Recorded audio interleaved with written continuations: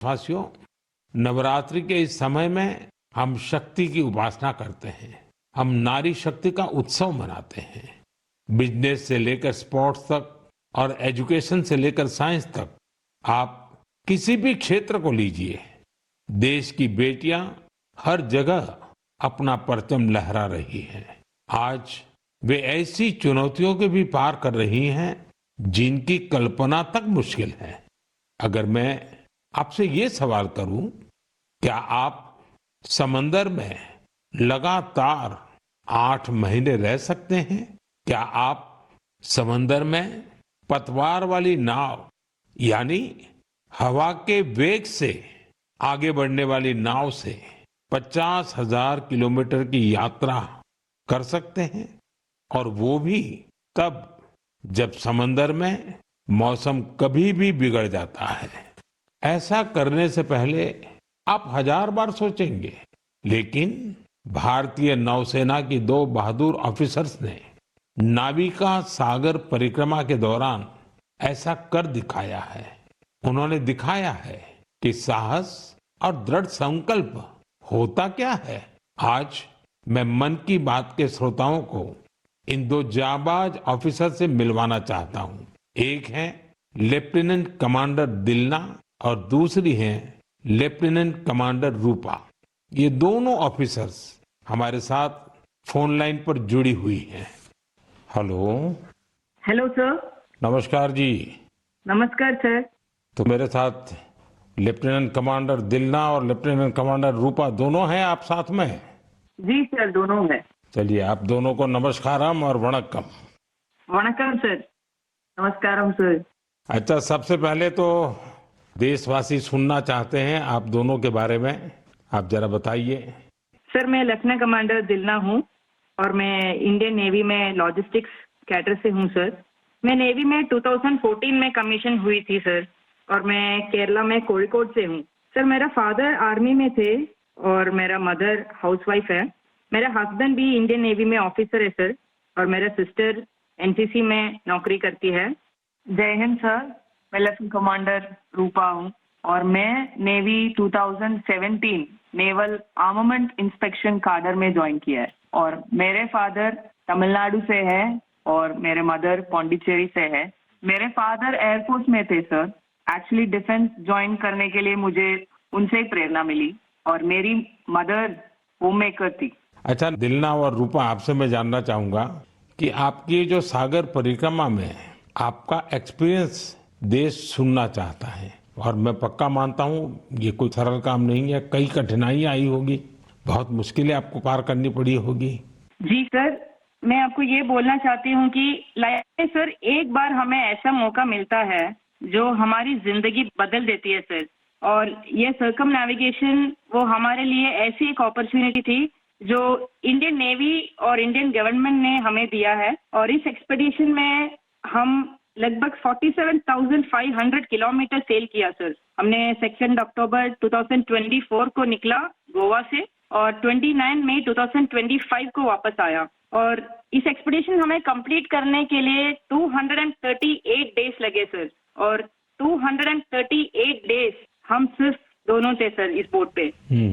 और sir expedition के लिए हमने 3 साल की तैयारी की, नेविगेशन से लेके कम्युनिकेशन, इमरजेंसी डिवाइसेस को कैसे ऑपरेट करना, डाइविंग कैसे करते हैं, और बोट में कुछ भी तरह की इमरजेंसी हो, जैसे मेडिकल इमरजेंसी से हो, कैसे मैनेज करना, ये सब के बारे में हमें इंडियन नेवी ने ट्रेनिंग दिया सर। और इस यात्रा में सबसे मेमोरेबल मोमेंट में बोलना चाहती हूँ सर कि हमने भारत की झंडा पॉइंट नीमो पर लहराया सर। सर, पॉइंट नीमो दुनिया की सबसे रिमोटेस्ट लोकेशन पे है सर। वहाँ से सबसे पास कोई इंसान है तो वो इंटरनेशनल स्पेस स्टेशन में है।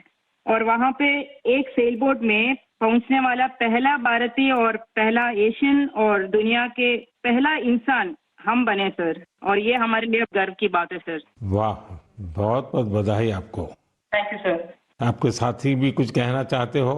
सर, मैं ये कहना चाहती हूँ कि ये सेल बोट से ये दुनिया का सर्कम नेविगेशन जो किया है, उनका नंबर माउंट एवरेस्ट पहुंचने वाले के नंबर से बहुत कम है। और एक्चुअली जो सेल बोट से अकेले जो सर्कम नेविगेशन करते हैं उनके नंबर जो स्पेस में गए हैं उनके नंबर से भी बहुत कम है। अच्छा, इतनी कॉम्प्लेक्स जर्नी के लिए बहुत टीम वर्क की जरूरत होती है और वहाँ तो टीम में आप 2 ही ऑफिसर्स थे। आप लोगों ने कैसे मैनेज किया इसको? जी सर, ऐसे यात्रा के लिए हम दोनों को एक साथ मेहनत करना पड़ता था और जैसे लेफ्टिनेंट कमांडर दिलना ने बोला, ये अचीव करने के लिए सिर्फ दोनों था बोट पे और हम बोट रिपेयरर थी, इंजन मैकेनिक थी, sail maker, medical assistant, cook, cleaner, diver, navigator और सब कुछ एक साथ बनना पड़ता था और ये हमको अचीव करने के लिए इंडियन नेवी का बड़ा कंट्रीब्यूशन था और हमको हर तरह की ट्रेनिंग दिया है। एक्चुअली सर, हम 4 साल से साथ सेल कर रहे हैं तो एक दूसरे की स्ट्रेंथ और वीकनेस हम अच्छी तरह से जानते हैं, इसलिए हम सबको कहते हैं कि हमारे बोट पर एक इक्विपमेंट थी जो कभी फेल नहीं हुआ, वो हम दोनों का टीम वर्क था। अच्छा, जब मौसम खराब होता था, क्योंकि ये समुद्री दुनिया तो ऐसी ही है जहाँ मौसम का कोई ठिकाना नहीं, तो आप उस सिचुएशन को कैसे हैंडल करते थे? सर, हमारा यात्रा में बहुत सारा एडवर्स चैलेंजेस सब थे सर। हम इस एक्सपेडिशन में कई चैलेंजेस फेस करना पड़ा। स्पेशली सर, सदर्न ओशन में हमेशा मौसम बुरा होता है। हमें 3 तूफानों को भी फेस करना पड़ा और सर हमारा बोट सिर्फ 17 मीटर का है और लेंथ में उसका विड्थ है सिर्फ 5 मीटर। तो कभी कभी कुछ लहरें आती थी जो 3 स्टोरी बिल्डिंग से भी बड़ी थी सर, और हमने बहुत ज्यादा गर्मी और बहुत ज्यादा सर्दी दोनों फेस किया है हमारे जर्नी में।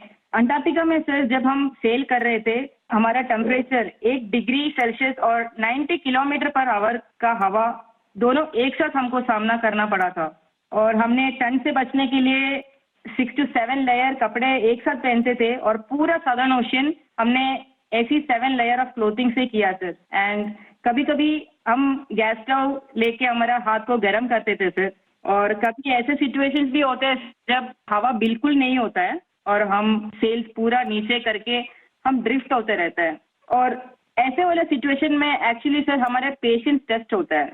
लोगों को सुन करके भी बहुत हैरानी होगी कि हमारे देश की बेटियां ऐसा कष्ट उठा रही हैं। अच्छा, इस परिक्रमा के दौरान आप अलग अलग देशों में रुकती भी रही, वहाँ क्या एक्सपीरियंस होता था? जब भारत की 2 बेटियों को लोग देखते होंगे तो उनके मन में बहुत सारी बातें रहती होगी। जी सर, हमको बहुत अच्छा एक्सपीरियंस मिला सर। हमने 8 महीनों में 4 जगह पे रुकी थी sir, Australia, New Zealand, port Stanley और साउथ अफ्रीका सर। हर जगह पे एवरेज कितना समय रुकना होता था? सर हमने 14 डेज स्टे किया सर, एक जगह पे। एक जगह पे 14 डेज? Correct sir. और सर हमने दुनिया के हर कोने में भारतीय को देखे सर, वो भी बहुत एक्टिव और बहुत कॉन्फिडेंस के साथ भारत का नाम रोशन कर रहे हैं, और हमको ऐसे लगा कि हमारा जो सक्सेस है सर वो अपना भी सक्सेस समझते थे। एंड हर जगह पे हमें अलग अलग एक्सपीरियंस मिला। जैसे ऑस्ट्रेलिया में वेस्टर्न ऑस्ट्रेलियन पार्लियामेंट के स्पीकर ने हमें बुलाया, वो हमें बहुत मोटिवेट किया सर, और हमेशा ये ऐसे सब चीज होता है सर, हमें बहुत गर्व होता था। और जब न्यूजीलैंड में गए तब माओरी लोगों ने हमें स्वागत किया और हमारा भारतीय कल्चर के लिए बहुत रेस्पेक्ट दिखाया सर। एंड एक इम्पॉर्टेंट चीज है सर, पोर्ट स्टैनली एक रिमोट आइलैंड है सर, वो साउथ अमेरिका के पास है। वहाँ पे टोटल पॉपुलेशन सिर्फ 3500 है सर, लेकिन वहाँ हमने एक मिनी इंडिया देखा एंड वहाँ पे 45 इंडियंस थे। उन्होंने हमें अपना समझा और हमें घर जैसा महसूस कराया सर। अच्छा, देश की उन बेटियों के लिए आप दोनों क्या मैसेज देना चाहेगी जो आपकी तरह ही कुछ अलग करना चाहती हैं? सर, मैं लेफ्टिनेंट कमांडर रूपा बोल रही हूँ अभी। मैं आपके माध्यम से मैं सबको ये कहना चाहती हूँ कि अगर कोई भी अपने दिल लगा के मेहनत किया तो इस दुनिया में कुछ भी इम्पॉसिबल नहीं है। आप कहाँ से हो, कहाँ पैदा हुआ, वो कुछ मैटर नहीं करता। सर, ये हम दोनों का इच्छा है कि भारत की युवा और महिलाएं बड़े बड़े सपना देखें और फ्यूचर में और गर्ल्स और विमेन डिफेंस में, स्पोर्ट्स में, एडवेंचर में शामिल होकर देश का नाम रोशन करें। दिलना और रूपा, आपकी बातें सुनकर मुझे भी बहुत रोमांच अनुभव हो रहा है कि कितना बड़ा साहस आपने किया है। आप दोनों को मेरी तरफ से बहुत बहुत धन्यवाद। निश्चित तौर पर आपकी मेहनत, आपकी सफलता, आपकी अचीवमेंट देश के युवकों को, देश की युवतियों को बहुत प्रेरित करेगी। ऐसे ही तिरंगा लहराते रहिए। भविष्य के प्रयासों के लिए आपको मेरी ढेरों शुभकामनाएं। Thank you sir. बहुत बहुत धन्यवाद। वणक्कम, नमस्कारम। नमस्कार सर। साथियों, हमारे पर्व त्योहार भारत की संस्कृति को जीवंत बनाए रखते हैं। छठ पूजा ऐसा एक पावन पर्व है जो दिवाली के बाद आता है। सूर्य देव को समर्पित यह महापर्व बहुत ही विशेष है। इसमें हम डूबते सूर्य को भी अर्घ्य देते हैं, उनकी आराधना करते हैं। छठ न सिर्फ देश के अलग अलग हिस्सों में मनाई जाती है, बल्कि दुनिया भर में इसकी छठा देखने को मिलती है। आज यह एक ग्लोबल फेस्टिवल बन रहा है। साथियों, मुझे आपको ये बताते हुए बहुत खुशी है कि भारत सरकार भी छठ पूजा को लेकर एक बड़े प्रयास में जुटी है। भारत सरकार छठ महापर्व को यूनेस्को की इंटेंजिबल कल्चरल हेरिटेज लिस्ट यानी यूनेस्को की सांस्कृतिक धरोहर की सूची में शामिल कराने का प्रयास कर रही है। छठ पूजा जब यूनेस्को की सूची में शामिल होगी तो दुनिया के कोने कोने में लोग इसकी भव्यता और दिव्यता का अनुभव कर पाएंगे। साथियों, कुछ समय पहले भारत सरकार के ऐसे ही प्रयासों से कोलकाता की दुर्गा पूजा भी यूनेस्को की इस लिस्ट का हिस्सा बनी है। हम अपने सांस्कृतिक आयोजनों को ऐसे ही वैश्विक पहचान दिलाएंगे तो दुनिया भी उनके बारे में जानेगी, समझेगी, उनमें शामिल होने के लिए आगे आएगी। साथियों, 2 अक्टूबर को गांधी जयंती है। गांधी जी ने हमेशा स्वदेशी को अपनाने पर बल दिया और इनमें खादी सबसे प्रमुख थी। दुर्भाग्य से आजादी के बाद खादी की रौनक कुछ फीकी पड़ती जा रही थी, लेकिन बीते 11 साल में खादी के प्रति देश के लोगों का आकर्षण बहुत बढ़ गया है। पिछले कुछ वर्षों में खादी की बिक्री में बहुत तेजी देखी गई है। मैं आप सभी से आग्रह करता हूं कि 2 अक्टूबर को कोई न कोई खादी प्रोडक्ट जरूर खरीदें। गर्व से कहें ये स्वदेशी है। इसे सोशल मीडिया पर #वोकल फॉर लोकल के साथ शेयर भी करें। साथियों, खादी की तरह ही हमारे हैंडलूम और हैंडीक्राफ्ट सेक्टर में भी काफी बदलाव देखने को मिल रहा है। आज हमारे देश में ऐसे कई उदाहरण सामने आ रहे हैं जो बताते हैं कि अगर परंपरा और इनोवेशन को एक साथ जोड़ दिया जाए तो अद्भुत परिणाम मिल सकते हैं। जैसे एक उदाहरण तमिलनाडु के याज नेचुरल्स का है। यहाँ अशोक जगदीशन जी और प्रेम साल्वाराज जी ने कॉरपोरेट नौकरी छोड़ एक नई पहल की। उन्होंने घास और केला फाइबर से योगा मैट बनाए, हर्बल रंगों से कपड़े रंगे और 200 परिवारों को ट्रेनिंग देकर उन्हें रोजगार दिया। झारखंड के आशीष सत्यव्रत साहू जी ने जोहार ग्राम ब्रांड के जरिए आदिवासी बुनाई और परिधानों को ग्लोबल रैंप तक पहुंचाया है। उनके प्रयासों से आज झारखंड की सांस्कृतिक धरोहर को दूसरे देशों के लोग भी जानने लगे हैं। बिहार के मधुबनी जिले की स्वीटी कुमारी जी ने उन्होंने भी संकल्प क्रिएशन शुरू किया है। मिथिला पेंटिंग को उन्होंने महिलाओं की आजीविका का साधन बना दिया है। आज 500 से ज्यादा ग्रामीण महिलाएं उनके साथ जुड़ी हैं और आत्मनिर्भरता की राह पर हैं। सफलता की ये सभी गाथाएं हमें सिखाती हैं कि हमारी परंपराओं में आय के कितने ही साधन छिपे हुए हैं। अगर इरादा पक्का हो तो सफलता हमसे दूर नहीं जा सकती। मेरे प्यारे देशवासियों, अगले कुछ ही दिनों में हम विजयादशमी मनाने वाले हैं। इस बार विजयादशमी एक और वजह से बहुत विशेष है। इसी दिन राष्ट्रीय स्वयंसेवक संघ की स्थापना के 100 वर्ष हो रहे हैं। एक शताब्दी की ये यात्रा जितनी अद्भुत है, अभूतपूर्व है, उतनी ही प्रेरक है। आज से 100 साल पहले जब राष्ट्रीय स्वयंसेवक संघ की स्थापना हुई थी, तब देश सदियों से गुलामी की जंजीरों में बंधा था।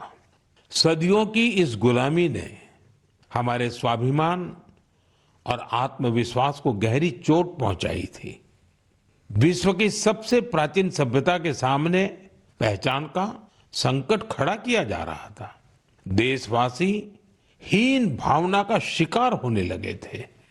इसलिए देश की आजादी के साथ साथ ये भी महत्वपूर्ण था कि देश वैचारिक गुलामी से भी आजाद हो। ऐसे में परम पूज्य डॉक्टर हेडगेवार जी ने इस विषय में मंथन करना शुरू किया और फिर इसी भगीरथ कार्य के लिए उन्होंने 1925 में विजयादशमी के पावन अवसर पर राष्ट्रीय स्वयंसेवक संघ की स्थापना की। डॉक्टर साहब के जाने के बाद परम पूज्य गुरु जी ने राष्ट्र सेवा के इस महायज्ञ को आगे बढ़ाया। परम पूज्य गुरु जी कहा करते थे, राष्ट्राय स्वाहा इदम राष्ट्राय इदम न मम, यानी ये मेरा नहीं है, ये राष्ट्र का है। इसमें स्वार्थ से ऊपर उठकर राष्ट्र के लिए समर्पण का भाव रखने की प्रेरणा है। गुरुजी गोलवलकर जी के इस वाक्य ने लाखों स्वयंसेवकों को त्याग और सेवा की राह दिखाई। त्याग और सेवा की भावना और अनुशासन की सीख, यही संघ की सच्ची ताकत है।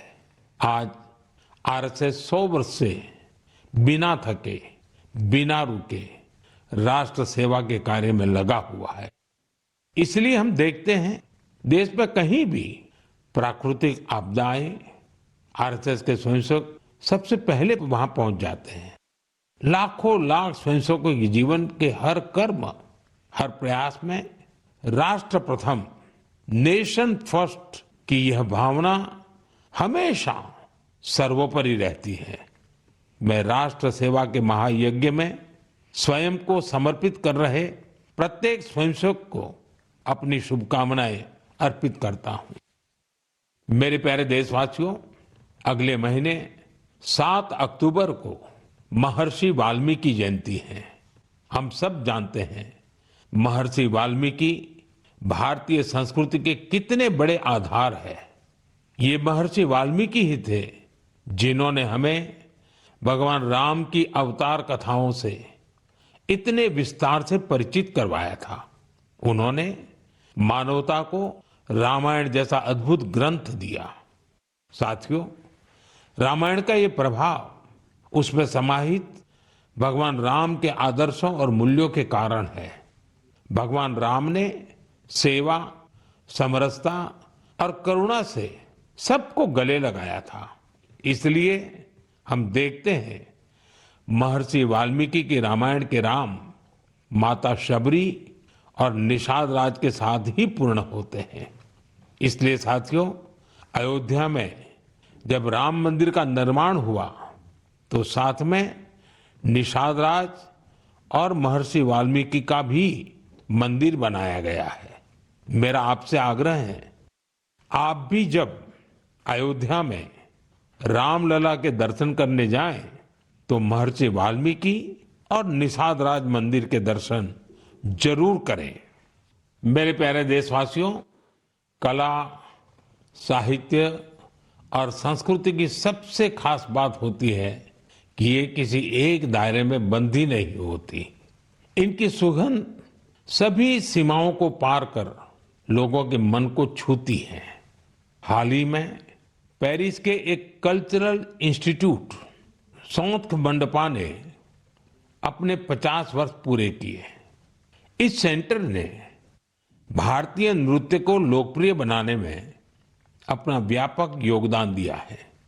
इसकी स्थापना मिलेना साल्विनी ने की थी।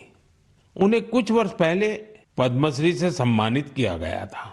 मैं सौंथ मंडपा से जुड़े सभी लोगों को बहुत बधाई देता हूं और भविष्य के प्रयासों के लिए उन्हें शुभकामनाएं देता हूं। साथियों, अब मैं आपको 2 छोटी ऑडियो क्लिप सुना रहा हूं।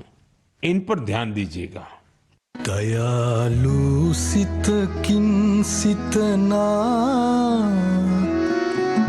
මිනිහ කවුරුන්දෝ මසබඳේ මිනිහ මිනිහා ගැන සොඳිනේ නෑනු වෙදෝ බිඳ කුදු සිතුවේ දයාලු සිතකින් සිතනා මිනිහ කවුරුන්දෝ මසබඳේ මිනිහ මිනිහා ගැන සොඳිනේ। अब दूसरी क्लिप भी सुनिए। மனிதன் மனிதனுக்காயில்லையே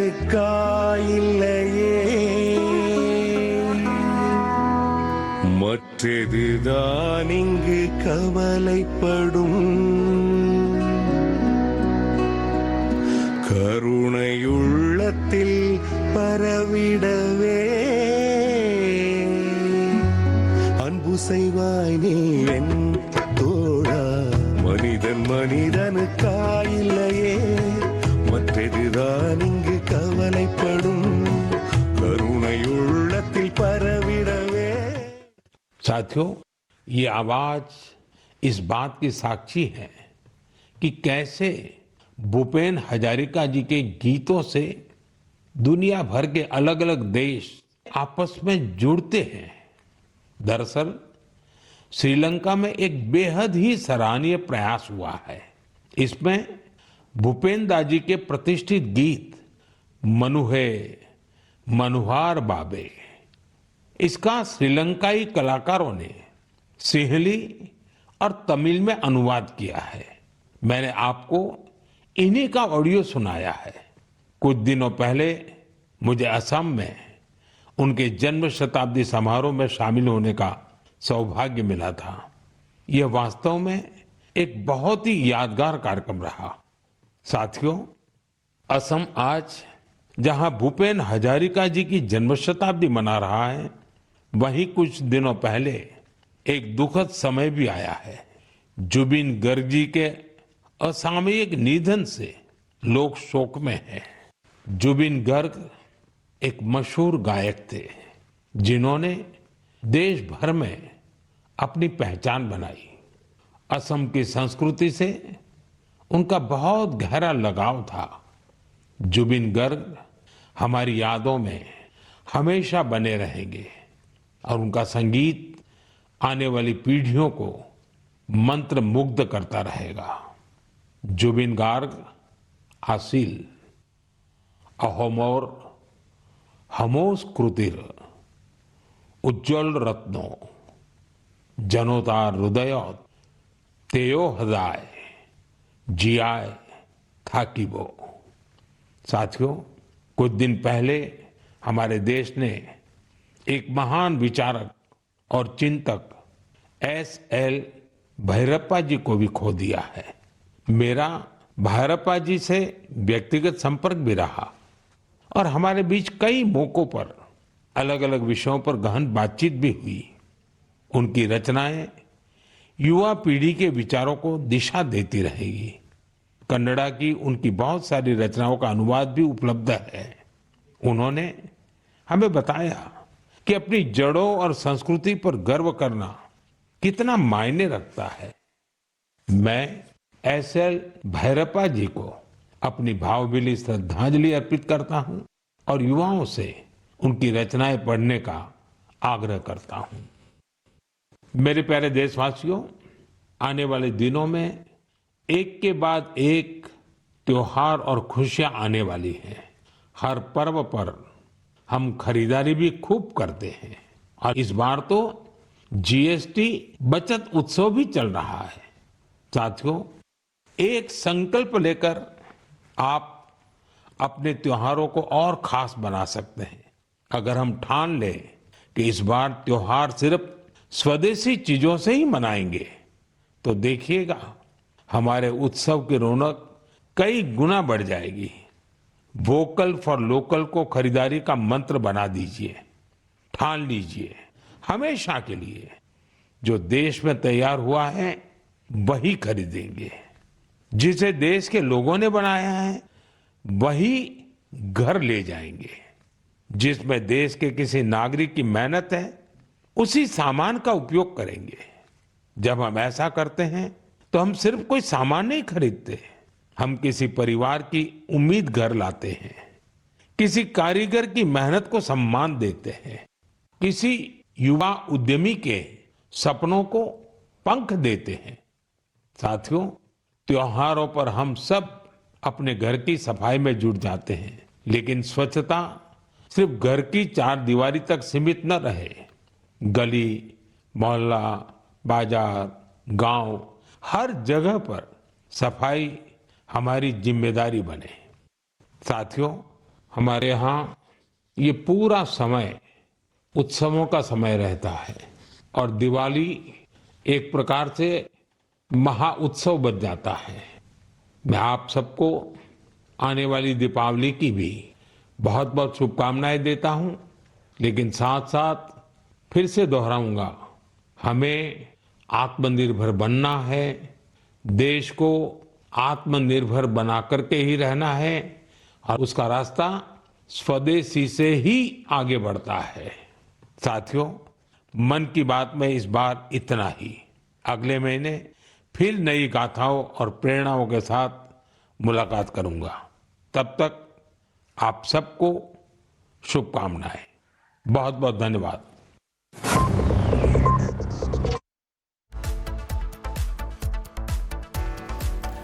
तो प्रधानमंत्री मोदी के मन की बात को आप सुन रहे थे। 126वां संस्करण पीएम मोदी मन की बात, कई महत्वपूर्ण बातें कही, साथ ही साथ नवरात्र का जिक्र किया उन्होंने और 2 अक्टूबर को लोगों से ज्यादा स्वदेशी खरीदने की अपील भी की।